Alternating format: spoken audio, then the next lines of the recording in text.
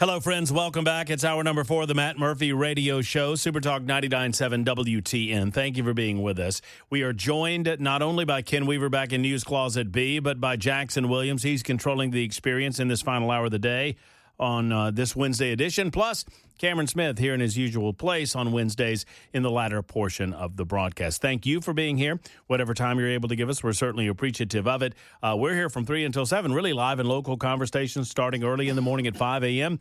all throughout the broadcast day, from Dan Mandis in Nashville's Morning News to Chris Hand to Chad Benson to yours truly. And we hand off to Mark Levin around 7 o'clock tonight. If you are just joining us, just getting in your automobile, just turning on your radio, turning on your YouTubes or your Facebooks or your Twitter or Twitches or Rumbles, there is breaking news regarding the aftermath of the shooting death of Charlie Kirk. And I just want to set this up before we break this news. So here's the video of what happened, and this includes a photograph of Charlie that was not actually up during the time the video was shot, but it's the best quality that I've got of Jimmy Kimmel from Monday night on his television show, aired by ABC, the network, and all of the many, many affiliates. And this is what Jimmy Kimmel had to say in the aftermath of the assassination of Charlie Kirk. Oh, dadgummit, Murphy, get some audio. Hold on just a second. That's on me. Sorry, Jackson, you were all good. We had some new lows over the weekend with the MAGA gang desperately trying to characterize this kid who murdered Charlie Kirk as anything other than one of them and doing everything they can to score political points from it. In between the finger pointing, there was grieving. On Friday, the White House flew the flags at half-staff, which got some criticism. But on a human level, you can see how hard the president is taking this. My condolences on the loss of your friend Charlie Kirk. May I ask, sir, personally, how are you holding up over the last day and a half, sir? I think very good. And by the way, right there, you see all the trucks? They just started construction of the new ballroom for the White House, which is something they've been trying to get, as you know, for about 150 years. And it's going to be a beauty. Yes. He's at the 4th stage of grief, construction. Demolition, construction. This is not how an adult grieves the murder of someone he called a friend. This is how a 4-year-old mourns a goldfish, okay? All right, so there's Charlie Kirk and his commentary on there's Jimmy Kimmel and his commentary on Charlie Kirk, telling his audience that Charlie Kirk's assassin was a MAGA conservative. Effectively, that would, in essence, blame Charlie Kirk for his own assassination. For me, it's not a matter of Jimmy Kimmel trying to make jokes about this. Right. It's not a matter of him getting it wrong. It's a matter of we're now on Wednesday, and he's yet to repair it and feels no desire to do so. And as a result, he has been canceled by ABC. Yeah, I mean, it's just not that funny. It's just not that entertaining. This isn't an opportunity for them to cancel him. I mean, like, oh, well, I guess. I mean, when these folks use their platforms to just vent their political commentary, they lose half the country. Like, it's just silly. I don't know why you would ever put that product on their airwaves. And the shows in question, Jimmy Kimmel, who's on the West Coast, Stephen Colbert was canceled earlier this year by CBS. And I love the fact that leftist networks like #NeverCNN, every time they mention the cancellation, if they bother to mention why he was canceled, they cast a doubt over that. Mm-hmm. CBS has been emphatic. We canceled the show because it has been losing money every year for the last 5 years. The Stephen Colbert Show, it's a 1-hour show. Like, he took over for the likes of David Letterman on that network. Right. They employ 200 people for a 1-hour nightly show. I don't even know how you do that. You just set money on fire. The cost of producing that show, what I read was $160 million a year. And they're just not making the money back.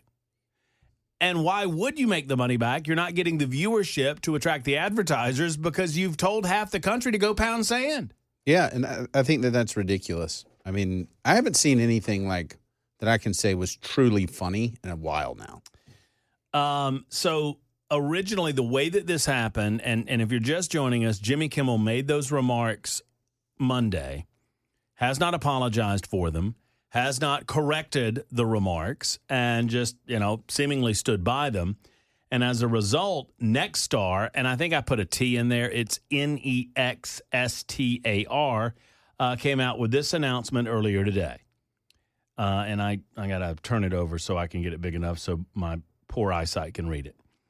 Nexstar ABC affiliates to preempt Jimmy Kimmel Live indefinitely beginning tonight. Nexstar Media Group today announced the company's owned and partner television stations affiliated with the ABC television network would preempt Jimmy Kimmel Live for the foreseeable future, beginning with tonight's show.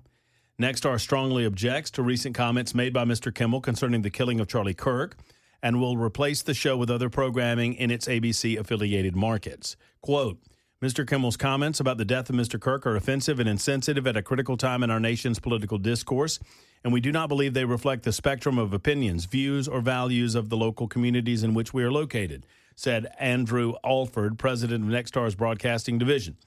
Continuing to give Mr. Kimmel a broadcast platform in the communities we serve is simply not in the public interest at the current time, and we have made the difficult decision to preempt his show in an effort to let cooler heads prevail as we move forward toward the resumption of respectful, constructive dialogue. That was Nexstar earlier today. They had 32 ABC affiliate radio television stations across the United States of America. On the heels of that, and on the heels of Brendan Carr, who is the head of the FCC, saying, yeah, we're going. He was talking with Benny Johnson, who hosts a podcast daily, and he was like, well, yeah, we're going to look at this. I mean, we hold the licenses that they enjoy for their broadcast, and there is a responsibility that they have to broadcast accurate information, and if they're not doing that, they're going to be held responsible for it. According to ABC, those comments had nothing to do with their decision because ABC, the network, not these affiliates, but the network has now decided to pull Jimmy Kimmel and to do so, quote, indefinitely. My question to you, Cameron, do we ever see Jimmy Kimmel on ABC again? No. In this show? No. In this format? I think he's done. We will see him do a Tucker Carlson. Right. He'll have his own little thing where he'll continue his thoughts. I mean, I don't know. I mean, you and I have already talked about the private sector has the right, if you say whatever you say, to just say, hey, we don't want to be affiliated with that. Bye. And I think there's a lot of people who just kind of forget that their speech has consequences. I mean, you and I actually think about this a lot because we say a lot of things. We write a lot of things. And so we try to be mindful of what we say and write because even though it might be protected from government, it's not necessarily protected from the practical consequences of reality. And a lot of people just have forgotten that in our digital wasteland. There are a lot of things that I could say that would not get me in trouble with the government, that would get me fired from my bosses. Yes. At Cumulus. We talked the other day, someone asked about FCC, right? Mm-hmm. They were curious about, why can't you say certain things? We had to dump, I guess when Representative. It was yesterday. Yeah, yesterday Representative Mike Sparks called in and he said, Bravo Sierra, but he said, BS. He said the word, and it was an accident on his part. We had to dump him real quick, and someone questioned, why do you have to do that? And so we kind of went over, well, the FCC has a regulatory control over what we do. Bottom line is this. That's the least of my worries. I mean, that's easy. Mm-hmm. And frankly, I've never been told what to say on the radio by Cumulus Broadcast. Well, right. I will say there was one time when we were cautioned to be careful in our language after January 6th, that we did not want to encourage individuals to commit acts of violence against our government. But that was exactly what it was. It was a cautionary response to what happened on January 6th. But I've never been told what to say on the radio, ever. But I understand that if I do something that the company considers to be in violation of their values, that's a free market, baby. You're gone. And I'm out. Same with me. I've only ever had one column spiked. I had one where I wrote about, in support of age verification of pornography for minors, criticizing a reporter from the same outlet who had suggested this was like conservative projection. Mm-hmm. And I went and like basically took down the reporter's argument, sort of quote by quote, like, this is nonsense, you know better. And they said, nope, you can't run that. And I said, are you sure? And then I was done. So Jimmy Kimmel has been pulled off the air by ABC. Now, there will be plenty of leftists that are suggesting, the same ones that would suggest that CBS is really, because these companies can't believe that the free market works. Right? I mean, so like CNN is a great example. CNN can't bring up Stephen Colbert's cancellation without saying, well, CBS says it was for financial reasons, but we really know that many people doubt all that and that Donald Trump didn't like Stephen Colbert. Right. And you know what's going to be funny is the people that are raising that argument will not watch Jimmy Kimmel either. Right. But it's the fact that, a Trump guy said some things and about they're going to take a look. So, yeah, one of ours. Well, the problem is it's just not fun anymore. And here's the fascinating aspect of this, that the hashtag never CNNs of the world and the ABC, CBS, NBCs, maybe not ABC because it's their decision, they will make more of what happens now. I mean, well, I won't say they'll make more of it, but the spectacle will be such that they will turn their full attention to the fact that Jimmy Kimmel was fired. Yes. Basically. Instead of continuing to focus our attention on the fact that someone was radicalized in some fashion, and we need to get to the bottom of how that individual was radicalized, to question ourselves as a society as to whether or not there's something that we all might be doing that might be contributing to all of that. You know, this is what's funny is, like, I've heard a lot of folks be like, well, we need to get to the bottom. We already know. You call somebody a Nazi over and over and over again. Well, why wouldn't I want to kill a Nazi? Right. Exactly. And then somebody's like, well, I'm doing the world a favor here. You know, I'm courageous. I'm going to go take out this Nazi. And that happens to be a guy who's just having conversations in a perspective, who's a father and a husband. And like I'm not going to say the government should police that rhetoric, but dang, you should. I mean, you know what you're doing. You know, it's extreme hyperbole, and we see it all the time, but it's because nothing else gets through. So we decide we must be extreme.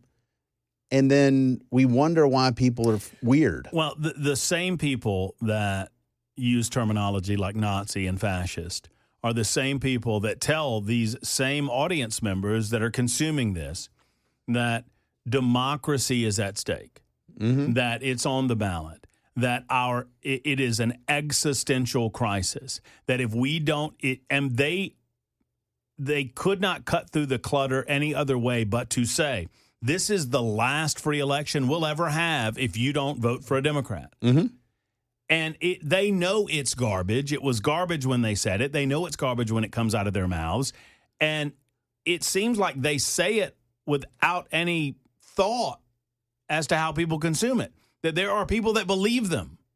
Yeah. And I am always very clear here that you are responsible for policing the speech that you consume. Like, it's on you. Like, it's not it's not your job and my job, and we're talking to an audience right now, to anticipate, well, this person might think this thing, but otherwise you can never say anything, right? But this is different, and we understand what's happening here, particularly, let's be honest about it, with tech companies. I mean, the idea of keeping us on the attention treadmill, keeping us ticked off, that means we're looking at more, we're posting more, we're cycling more, and that's more revenue in their pocket. Like, that's the truth. Well, and the same people, as you and I talked about on the podcast today, the same people that are using terms like Nazi and fascist, the same people that are saying it's an existential crisis, democracy's going to die if you don't do something about it and do something about it right now, are the same ones that tell you that words are violence, right? That, if they say something to you, that equates to violence because they have harmed you in the same way. So the consumer is hearing all of these things and they suggest, well, if what he's saying to me amounts to violence, then it's perfectly appropriate for me to respond in a violent way. And this is why the hate speech stuff is so dangerous. 100%. This is why Pam Bondi is so wrong here, because when we start this argument, well, some of this speech is so hateful, we have to have the government protect us from it. Oh, so now you're saying that speech is it's harmful the way like punching someone's harmful. Nope. And yeah, it's just not true. That's why hate speech is so dangerous because then who decides hate? Who gets to decide what's okay to say? You do not want a government big enough or strong enough to determine what hate means to them. Yeah. Because that same government that might point the finger at people that you appreciate that they're pointing the finger at, if that government changes hands and they start pointing the finger at you, who's going to be there to help you at that stage, right? And so the free market will handle that. This is the free ABC. I do not believe for a second that ABC is canceling Jimmy Kimmel because of any government intervention. Right. They canceled Jimmy Kimmel because one of their network affiliates with 32 television stations said, we're not carrying him anymore. And I guarantee you, if Nexstar made that decision and announced that decision today, how many other affiliate television stations were going to ABC and going, we have a problem here? Do you understand the amount of complaints that we're getting locally about this show? Yeah, this late night show that doesn't mean anything to the local affiliations? Bingo. And what I think happened here is just kind of hilarious. It's Jimmy Kimmel wasn't worth the hassle. Right. And so they were like, yeah, and costing the state and probably costing the company millions of dollars. They probably haven't made money in years. And this is an easy way for them to say, you know what? Okay. Bye-bye. Yeah. I mean, listen, if you're making money for a company, you betcha. They'll put up with a lot. Yes. And they will defend you. But if you're not making money for a company, I promise you. I mean, if we're talking like yesterday's trash. College football, and somebody says something, they'll be like, well, we talked to them. Like, they'll do that. But like, oh, yeah. No. I mean, when something is profitable, you don't have to like it, but it's true. People find ways to make it work out. I remember when I'll tell you what, I'll use an example in just a moment of what you're talking about with Nick Saban saying the S-bomb. Remember when that happened? Mm-hmm. And you know what Nick Saban was doing when that happened? Winning football games. And so you know what all these church-going grandmas said? He can say whatever he wants to. He's winning football games. It's 25 after the hour on Super Talk 99.7 WTN. TN, Matt Murphy, and you. Thank you for being with us. It is 6:36. We are joined by Cameron Smith, who joins us each of these Wednesdays, and we appreciate his time today, talking about the latest news in the aftermath and in the reactionary phase of the assassination of Charlie Kirk. ABC, and I should note, and someone just alerted me to this, and I would have noted it on the front end, but I did not know that WKRN, Channel 2 in Nashville, Tennessee, is an Nexstar affiliate. So they were planning on doing that anyway. Well, we now learn that Jimmy Kimmel has been pulled off the airwaves indefinitely over remarks regarding Charlie Kirk. Bottom line is this. I'm telling you that he could have saved his job and his show had he simply I assume he's on all week. He was on Monday, so it would stand to reason that he was on last night. All you got to do is say, hey, my bad. I mean, Americans are very forgiving people, even in these emotional times.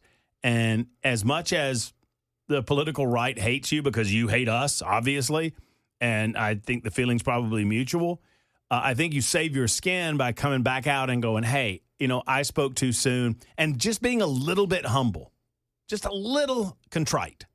I just don't think there's so much going on that I would not have known that had Nexstar not flagged it, right, and said this is a thing. Mm-hmm. And then ABC react to that like it's just not worth the hassle. Bye. And I think that's the truth. Is we can say it's in reaction to comments, but like I listened to the comments same as you. Like they weren't great, but like you could have, like you said, easily recovered this. Well, this I think I tend to agree with you.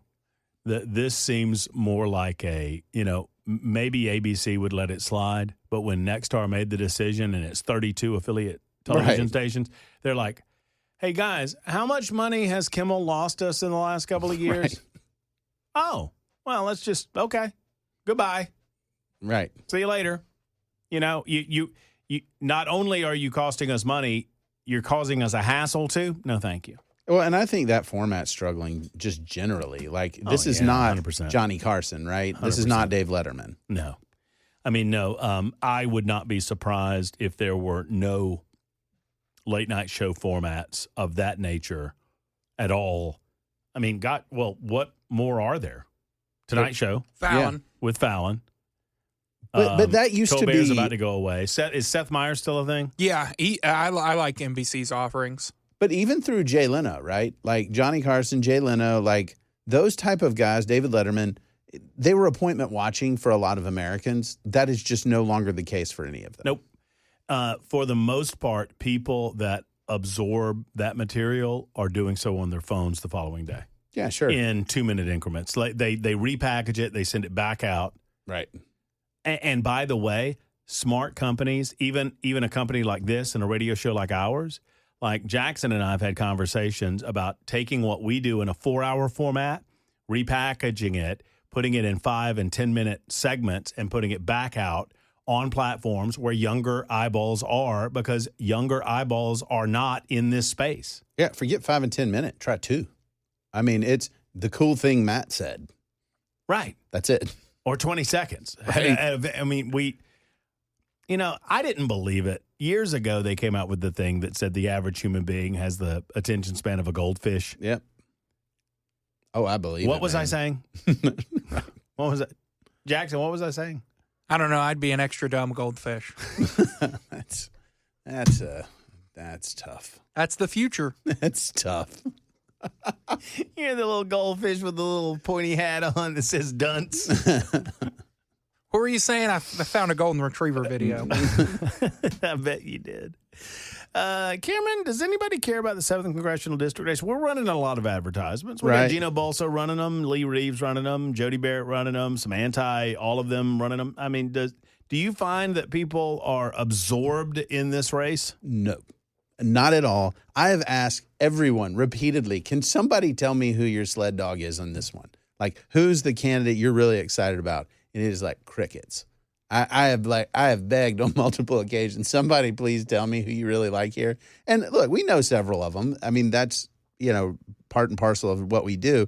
But I was reading through the field right now in the Republican side, Jody Barrett, Gino Busso, Stuart Cooper, Adolph Ajabeko Wait a minute. Dagan. Well, there's an Adolph? Yeah, there's a Mason Foley, Jason Knight. Can I tell you something? And I'm not going to name names. And if the person that told me this is listening, they, and I will keep the pronouns gender neutral, they will say, hey, don't say it.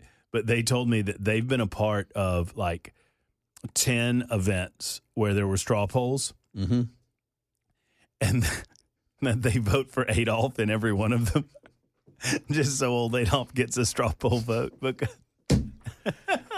I mean, I'm just going through Joe Lures, Stuart Parks, Lee Reeves, Matt Van Epps. I mean, I think this is a situation where, Trace Whittem. I mean, we're still going, right? Trace Whittem. Right. I thought Trace Whittem ran in the 5th Congressional District race. Where's he over in the 7th for? He just keeps running. There? Like, Let's just run. Let's go. And my point is, hell, Lee Reeves just got elected to the General Assembly. What's he doing? We can say that Lee and Jody and Gino, I mean, and maybe Matt Van Epps are the front runners. Yeah. But my point is that this field could easily split any number of different ways because right now the interest in this race approximates 0. General Republican would right now probably whip this field. I don't think that the turnout, it's going to be embarrassingly low, my estimation. I don't think there's a singular issue that necessarily differentiates the candidates, with the possible exception of the school choice issue with Jody Barrett. But I don't think Jody Barrett wants to really highlight that because a lot of people disagree with Jody Barrett on the point. It's not good for Jody. Right. I mean, it does separate him, and he is an outlier in that. So people that like that kind of thing might gravitate to him. But for the most part, Republicans are in favor of school choice, generally speaking. They're called teachers unions. Yeah, right. Well, yeah. I mean, so I don't know. I don't know I have been doing this a long time. You have too, Cameron. I couldn't tell you who's going to win this race, but I'll tell you this. Whoever does is probably going to win it by, probably going to get a total of 15,000 votes. But we saw this with Andy Ogles in his first term where he won it with like nothing. Yeah. I mean, he still has no money. And I don't think he's, by the way, all you folks out there that, and I think there was an article that came out where Jody Barrett was smacking Andy Ogles around at a recent forum.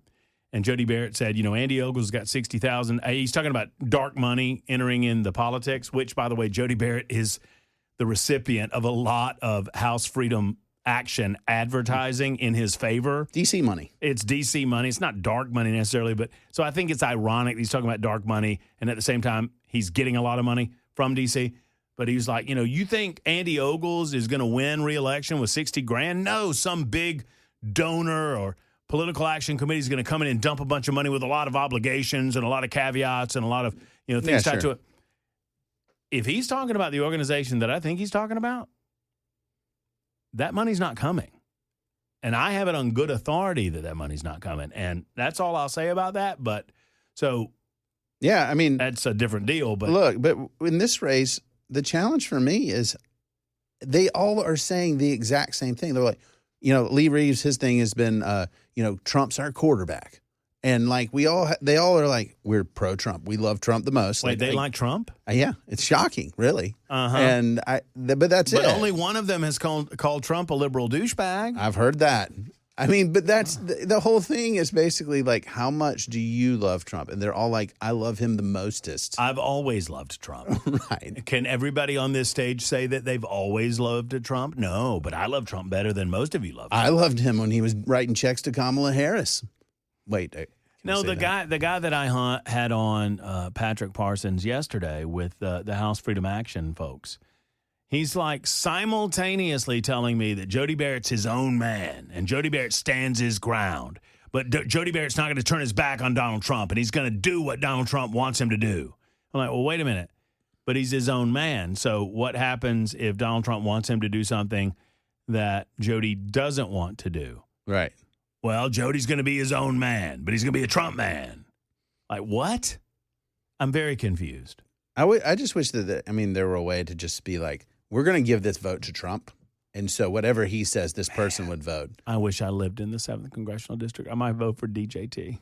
That would be hilarious that if a write-in candidate for Trump. That's it, right? A write-in for Trump. For Trump. Write-in for Trump and see if the write-in for Trump can beat the field. Truthfully. Well, I do find it interesting, and maybe it's a better way to politic in the state of Tennessee, but I'm just learning that these elections, I should have known this already, but there's no runoff. So you get 11 candidates in a race, and in a special election especially, it highlights the weirdness of it. Yeah. Because it's a special election, so nobody's going to the polls for any other reason but this. So very few people know about it. So you're going to get turnout, which is much lower anyway. And then you split it amongst 11 candidates. And let's say, most of that split amongst the top 4 or 5. Well, that's fine. You're literally electing someone to Congress whoever comes out of the Republican primary is going to destroy the Democrat. Let's be honest. Yeah. So you're electing someone to Congress with no votes. With 15,000 votes in a district. What are districts now? 700 and... Oh, like 8. It's like 800,000 now? A little under 8, I think. You're like 800,000 people living in the district, and that is what is that? 2%? Yeah, it's dumb. And 2 or 3% if my math's right? I don't understand why we don't move to runoff in Tennessee. I think that makes a lot of sense. You take the top 2 vote getters out of these 11 candidates and you make them run off 3 weeks later. Right. Or whatever. And I like that because and I understand there's expense associated with that. But this thing to me, when we have these no vote and then we're just like, okay, you're a Republican, we don't even care. That's what's happening in a lot of these races. And it's, when I talk to people about their members of Congress, now people feel, and you've pointed this out strongly about, for example, our senators in either direction.